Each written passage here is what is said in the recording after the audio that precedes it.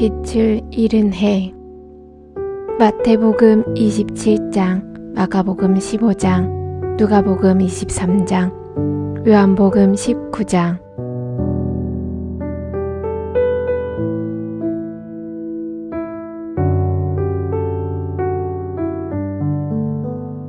그래서 네가 왕이라고? 로마 병사들은 조롱했어요. 그럼 너한테 왕관과 옷이 필요하겠구나.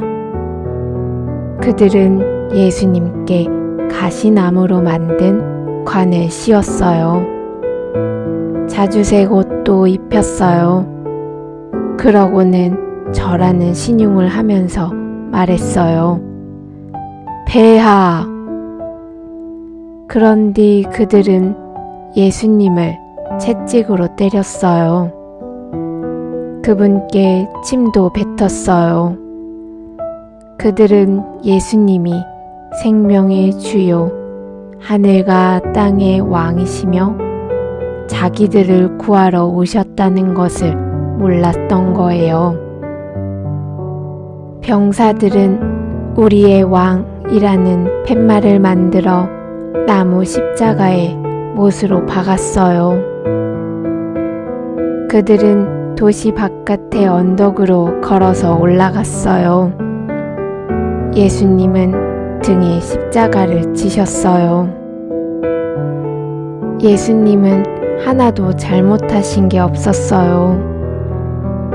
그런데 그들은 범죄자들을 죽이는 식으로 그분을 죽일 참이었어요. 그들은 예수님을 십자가에 못 박았어요. 아버지, 이들을 용서해 주세요. 자기들이 무슨 일을 하고 있는지 모릅니다. 예수님께서 숨을 헐떡이며 말씀하셨어요. 사람들이 소리쳤어요. 너가 우리를 구하러 왔다고 했지? 그런데 너 자신조차 구하지 못하는구나. 아니에요. 예수님은 자신을 구하실 수도 있었어요. 천사들이 한 부대나 날아올 수도 있었어요. 그분이 부르시기만 하면 말이에요. 사람들은 말했어요. 너가 정말 하나님의 아들이라면 십자가에서 내려와 봐라. 맞아요.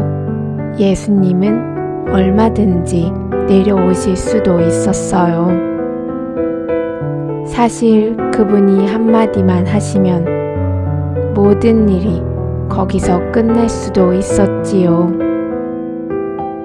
어린 소년을 낫게 해주시던 그때처럼 폭풍을 잔잔하게 하시고 5,000명을 먹이시던 그때처럼 말이에요. 하지만 예수님은 그대로 계셨어요.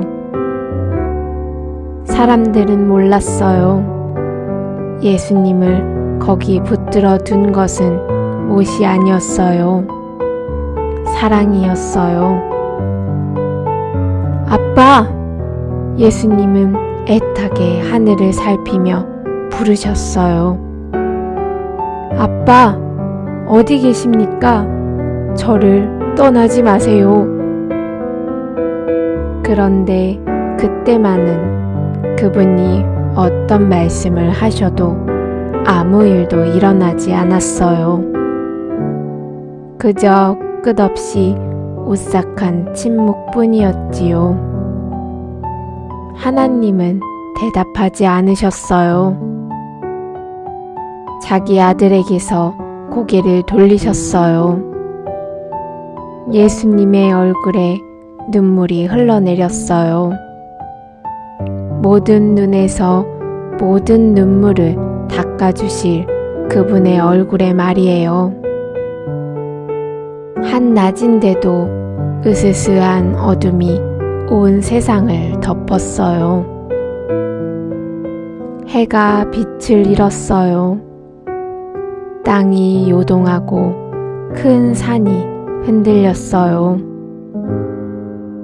바위들이 둘로 갈라졌어요. 그러다가 온 세상이 부서질 것 같았어요. 모든 자연 만물이 무너져 내릴 것 같았어요. 죄에 대한 하나님의 큰 분노가 폭풍의 사나운 위력으로 내려오고 있었어요. 사람들 대신 그분의 아들 위로 내려온 거예요. 하나님이 마음에 죄가 가득한 사람들을 멸하시지 않고서 죄를 멸하시는 길은 그것뿐이었어요. 그때 예수님이 큰 소리로 부르짖으셨어요. 다 이루었다. 그랬어요. 그분은 해내셨어요.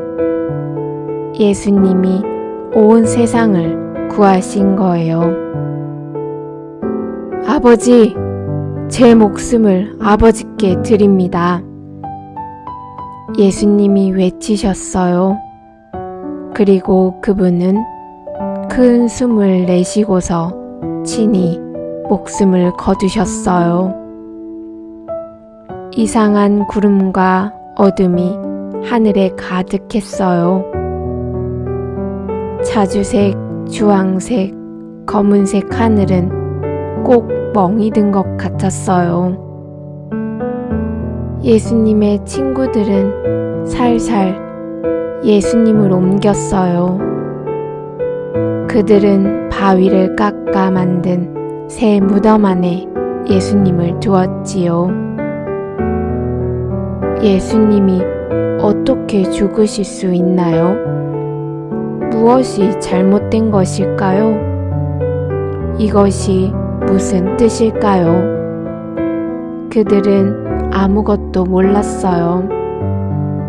다만 자기들의 마음이 무너지고 있다는 것만 알았을 뿐이죠. 이걸로 예수는 끝났다. 지도자들은 말했어요.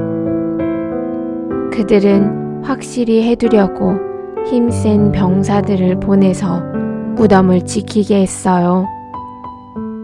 또 큰 돌을 굴려서 무덤 입구를 막았어요. 아무도 들어가지 못하게요. 그리고 밖으로 나오지도 못하게요.